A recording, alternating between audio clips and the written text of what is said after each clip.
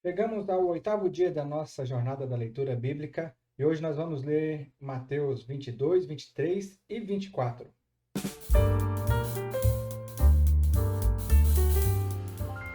No texto que nós vamos ler agora, Jesus continua ensinando ao povo através de parábolas acerca do reino de Deus, prediz a sua morte, fala a respeito da sua morte e também comenta sobre os acontecimentos futuros, sobre os fins do tempo. Vamos então à leitura bíblica?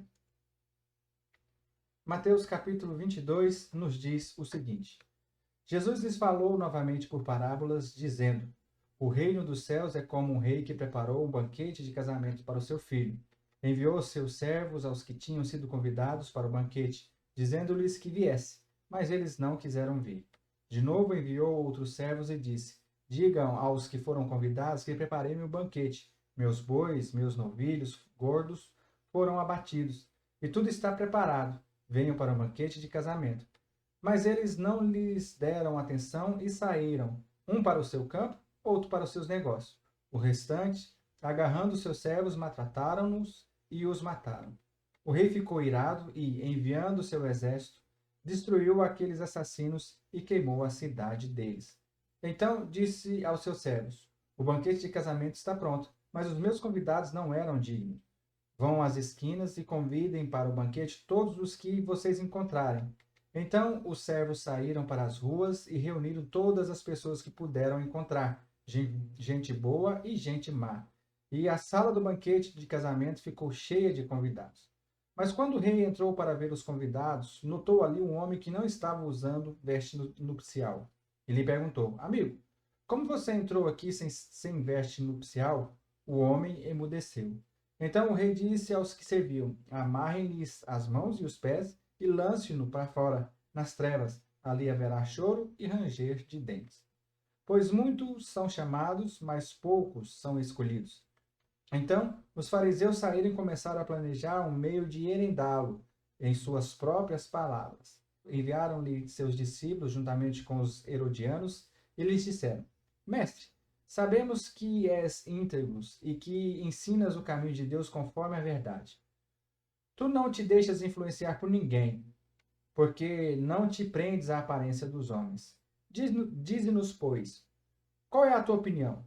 É certo pagar imposto a César ou não?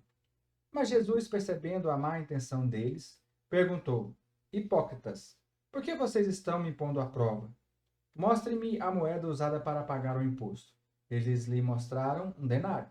E eles lhe perguntou: De quem é esta imagem que está na inscrição? De César, responderam eles. E ele lhes disse: Então, deem a César o que é de César e a Deus o que é de Deus. Ao ouvirem isso, eles ficaram admirados e, deixando-o, retiraram-se. Naquele mesmo dia, os saduceus, os que dizem que não há ressurreição, aproximaram-se dele com a seguinte questão: Mestre, Moisés disse que se um homem morrer sem deixar filhos, seu irmão deverá casar-se com a viúva e dar-lhe a descendência. Entre nós havia 7 irmãos. O primeiro casou-se e morreu. Como não teve filhos, deixou a mulher para o seu irmão. A mesma coisa aconteceu com o segundo, com o terceiro até o sétimo.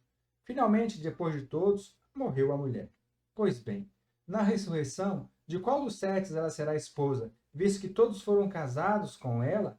Jesus respondeu: Vocês estão enganados, porque não conhecem as Escrituras nem o poder de Deus. Na ressurreição, as pessoas não se casam, nem são dadas em casamento, mas são como os anjos no céu. E quanto à ressurreição dos mortos, vocês não leram que Deus lhes disse?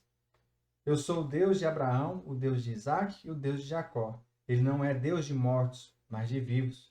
Ouvindo isso, a multidão ficou admirada com o seu ensino.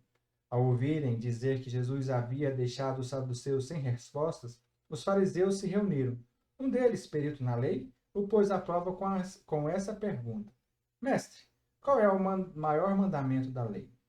Respondeu Jesus: Ame ao Senhor, seu Deus, de todo o seu coração, de toda a sua alma e de todo o seu entendimento. Esse é o primeiro e maior mandamento. E o segundo é semelhante a ele: ame ao seu próximo como a si mesmo. Destes 2 mandamentos depende toda a lei e os profetas. Estando os fariseus reunidos, Jesus lhe perguntou: O que vocês pensam a respeito do Cristo? De quem ele é filho? É filho de Davi, responderam eles. Eles lhe disse: Então, como é que Davi, falando pelo Espírito, o chama Senhor, pois ele afirma: O Senhor disse ao meu Senhor: Senta-te à minha direita, até que eu ponha os teus inimigos debaixo dos teus pés. Se, pois, Davi chama Senhor, como pôde ser ele seu filho? Ninguém conseguia responder-lhe uma palavra, e naquele dia em diante, ninguém jamais se atreveu em lhe fazer perguntas.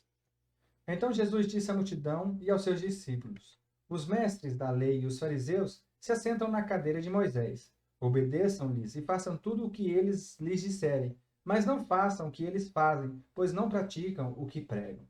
Eles atam fardos pesados e os colocam sobre os ombros dos homens, mas eles mesmos não estão dispostos a levantar um só dedo para movê-los.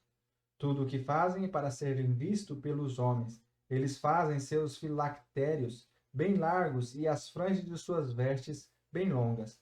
Gostam do lugar de honra nos banquetes e dos assentos mais importantes nas sinagogas, de serem saudados na praça e de serem chamados rabis. Mas vocês não devem ser chamados rabis. Um só é o mestre de vocês, e todos vocês são irmãos. A ninguém na terra chame pai, porque vocês só têm um pai, aquele que está nos céus. Tampouco vocês devem ser chamados chefes, porquanto vocês só têm um chefe, o Cristo. O maior entre vocês deverá ser servo, pois todo aquele que a si mesmo se exaltar será humilhado, e todo aquele que a si mesmo se humilhar será exaltado. Ai de vocês, mestres da lei e fariseus, hipócritas! Vocês fecham o reino dos céus diante dos homens. Vocês mesmos não entram, nem deixam entrar aqueles que gostariam de fazer. Ai de vocês, mestres da lei e fariseus, hipócritas! Vocês devoram as casas das viúvas e, para disfarçar, fazem longas orações, por isso são castigados mais severamente. Ai de vocês, mestres da lei e fariseus, hipócritas! Porque percorrem terra e mar para fazer um convertido, e quando conseguem, vocês o tornam 2 vezes mais filho do inferno do que vocês.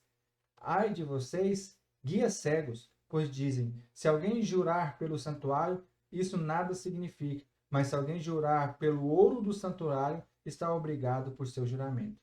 Cegos, insensatos! Quem é mais importante, o ouro ou o santuário que santifica o ouro? Vocês também dizem: se alguém jurar pelo altar, isso nada significa, mas se jurar pela oferta que está sobre ele, está obrigado por seu juramento. Cegos! O que é mais importante, a oferta ou o altar que santifica a oferta? Portanto, aquele que jurar pelo altar, jura por ele e por tudo o que está sobre ele. E o que jurar pelo santuário, jura por ele e por tudo que nele habita. E aquele que jurar pelo céu, jura pelo trono de Deus e por aquele que nele se assenta. Ai de vocês, mestres da lei e fariseus, hipócritas! Vocês dão dízimos da hortelã, do endro e do cominho, mas têm negligenciado os preceitos mais importantes da lei: a justiça, a misericórdia e a fidelidade. Vocês devem praticar essas coisas, sem omitir aquelas. Guias cegos! Vocês coam um mosquito e engolem um camelo. Ai de vocês, mestres da lei e fariseus hipócritas! Vocês limpam o exterior do corpo e do prato, mas por dentro eles estão cheios de ganância e cobiça. Fariseu cego, limpe primeiro o interior do corpo e do prato, para que o exterior também fique limpo. Ai de vocês, mestres da lei e fariseus, hipócritas! Vocês são como sepulcros caiados, bonito por fora, mas por dentro estão cheios de ossos de todo tipo de imundície. Assim são vocês. Por fora parecem justos ao povo, mas por dentro estão cheios de hipocrisia e maldade. Ai de vocês, mestres da lei e fariseus hipócritas! Vocês edificam os túmulos dos profetas e adornam os monumentos dos justos. E dizem: se tivéssemos vivido no tempo dos nossos antepassados, não teríamos tomado parte com eles no derramamento do sangue dos profetas. Assim, vocês testemunham contra si mesmos que são descendentes dos que assassinaram os profetas. Acabam, pois, de encher a medida do pecado de seus antepassados. Serpentes, Raça de víboras, como vocês escaparão da condenação ao inferno? Por isso, eu lhes estou enviando profetas, sábios e mestres. A uns vocês matarão e crucificarão, a outros açoitarão nas sinagogas de vocês e perseguirão de cidade em cidade. E assim, sobre vocês recairá todo o sangue justo derramado na terra, desde o sangue do justo Abel até o sangue de Zacarias, filho de Baraquias, a quem vocês assassinaram entre o santuário e o altar. Eu lhes asseguro que tudo isso sobrevirá a esta geração. Jerusalém, Jerusalém, você que mata os profetas e apedreja os que lhes são enviados. Quantas vezes eu quis reunir os seus filhos, como a galinha reúne os seus pintinhos debaixo de suas asas, mas vocês não quiseram. Eis que a casa de vocês ficará deserta, pois eu lhes digo que vocês não me verão desde agora até que digam: Bendito é o que vem em nome do Senhor.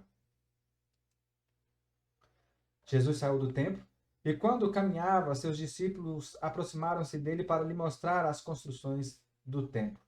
Vocês estão vendo tudo isso? Perguntou ele. Eu lhes garanto que não ficará aqui pedra sobre pedra, serão todas derrubadas. Tendo Jesus se assentado no Monte das Oliveiras, os discípulos dirigiram-se a ele em particular e disseram: Dize-nos, quando acontecerão essas coisas? E qual será o sinal da tua vinda e do fim dos tempos? Jesus respondeu: Cuidado, que ninguém os engane, pois muitos virão em meu nome dizendo: Eu sou o Cristo, e enganarão a muitos. Vocês ouvirão falar de guerras e rumores de guerras, mas não tenham medo, é necessário que tais coisas aconteçam, mas ainda não é o fim. Nação se levantará contra nação, e reino contra reino. Haverá fomes e terremotos em vários lugares. Tudo isso será o início das dores. Então, eles o entregarão para serem perseguidos e condenados à morte. E vocês serão odiados por todas as nações por minha causa. Naquele tempo, muitos ficarão escandalizados, trairão e odiarão uns aos outros. E numerosos falsos profetas seguirão e enganarão a muitos. Devido ao aumento da maldade, o amor de muitos esfriará. Mas aquele que perseverar até o fim será salvo. E este evangelho do reino será pregado em todo o mundo como testemunho de todas as nações, e então virá o fim. Assim, quando vocês virem o sacrilégio terrível do qual falou o profeta Daniel no lugar santo, quem lê, entenda. Então, os que estiverem na Judéia, fuja para os montes. Quem estiver no telhado de sua casa, não desça para tirar dela coisa alguma. Quem estiver no campo, não volte para pegar seu manto. Como serão terríveis aqueles dias para as grávidas e para as que estiverem amamentando. Orem para que a fuga de vocês não aconteça no inverno, nem no sábado. Porque haverá então grande tribulação, como nunca houve desde o princípio do mundo até agora, nem jamais haverá.